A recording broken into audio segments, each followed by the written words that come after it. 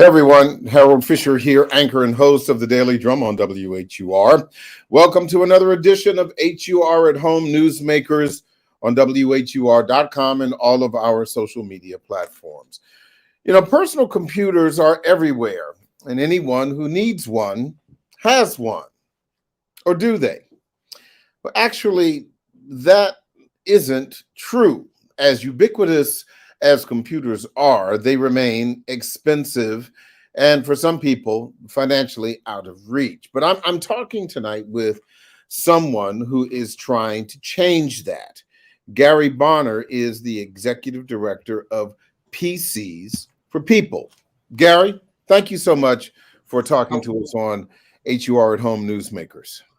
Very good. Glad to be here. Thank you for having me. This is really a cool idea, but I'm not going to tell your story. You tell me, how did you come up with this idea? What was the genesis of this? The genesis is that I began to look around and try to understand why it is that so many low-income people remain stuck in poverty and don't have the means to become economically mobile. And one of the things that we found, actually the thing that we found, is that the single most intransigent, difficult barrier to economic mobility is the ability to compete in a digital world. So regardless of what kind of work you do, or what kind of school you're in, or what kind of medical situation you're in, you have to be able to use a computer, understand how it works. And if you don't have one, and if you don't know how to leverage it, you will be forever behind economically. So I wanted to be able to impact that. And I'm a techie. And so the thought was... Nothing wrong with that. Nothing wrong with being a techie. Techies rule the world. That's right. Bill Gates came to speak at my son's middle school graduation. He told all the guys to be nice to the nerds because you'll wind up working for them one day. How about that? So I was one of those nerds. They used to steal my lunch money, but no.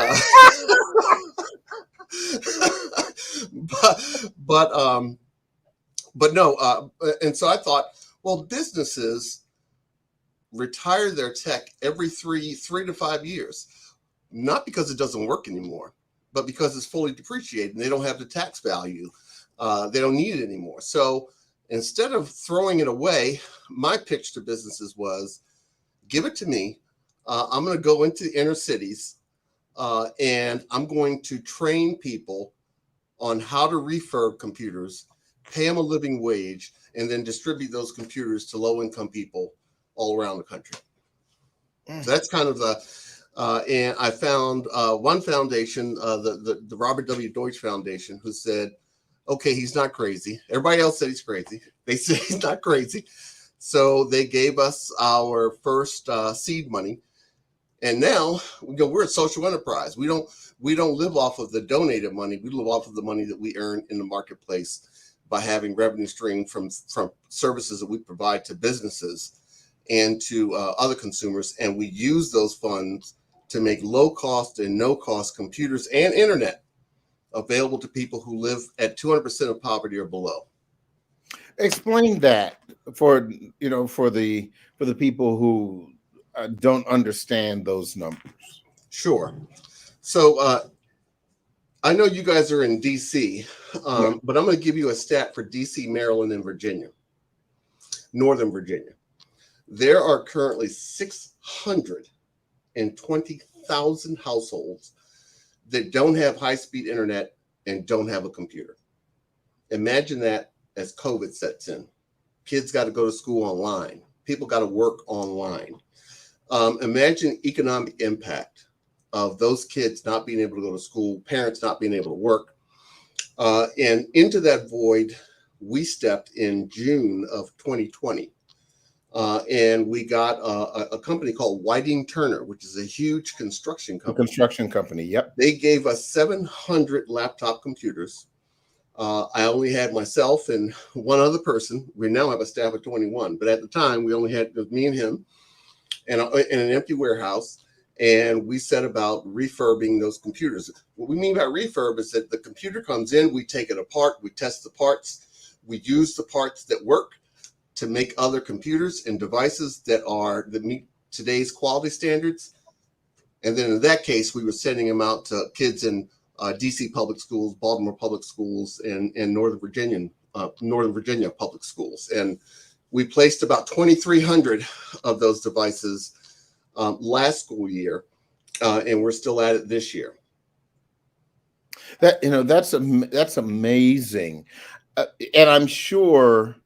And how long has your organization been up and running? I joined the organization. I'm the founding executive director in Maryland. We started in June of 2020. So in the middle of the pandemic. In the middle of the pandemic. What was that like? I wasn't planning on the pandemic. I was planning on launching in March, and then people started getting sick. And then we put it off, and finally I said, you know what, we're going to go for it. What was that like when, you started in June and you had already seen, because everything started shutting down in March, and in DC public schools, Prince George's and the like, Baltimore City, Northern Virginia, all of the public school systems were really struggling, just trying to, Wi-Fi was the big issue, right? But also with the computers, laptops, and the like, it was heartbreaking. Right. We by the time we opened, we had already negotiated a relationship with T-Mobile Sprint to allow us to stand up our own internet service on their network. So PCs for People is an ISP. So we have internet. We provide internet service through a hotspot. It's a mobile internet device, but your folks would probably know them as a hotspot. Mm-hmm. So the only thing we needed were computers.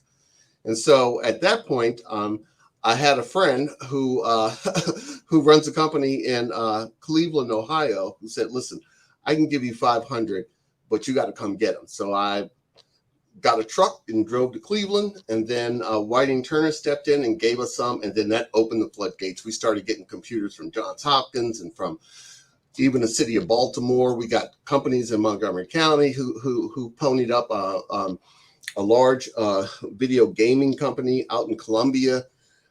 Started participating, and we just had them coming in. Now the hard part was recruiting people to come work in the factory in person in the middle of COVID. Yeah.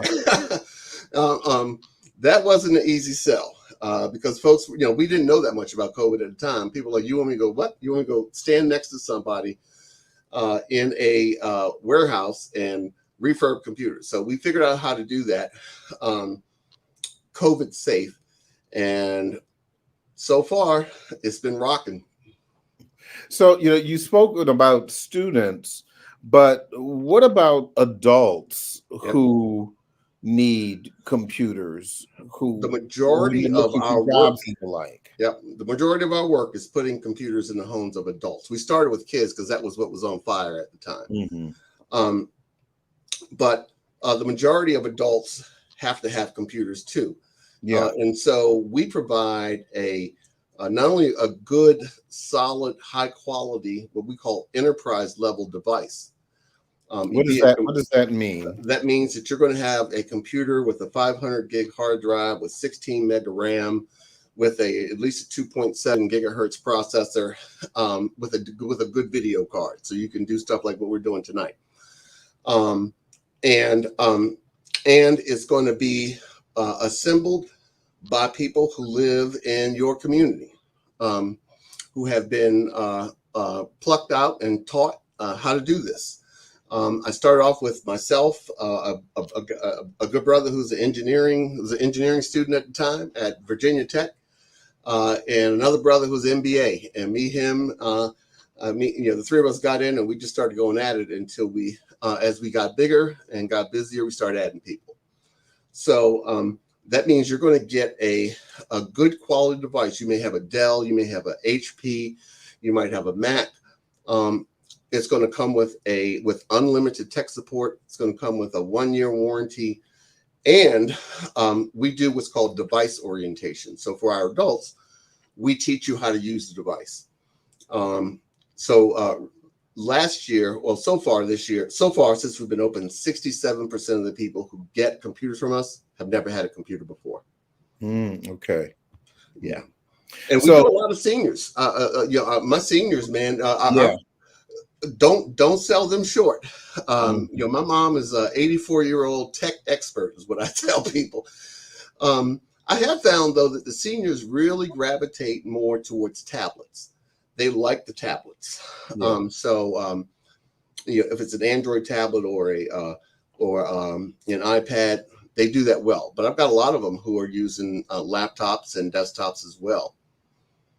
This is great stuff, Gary, and a really great idea as well. So for those who are either watching this now or maybe watching this on WHUR.com, how can they find out, first of all, if they qualify, if they're eligible to get for receiving one?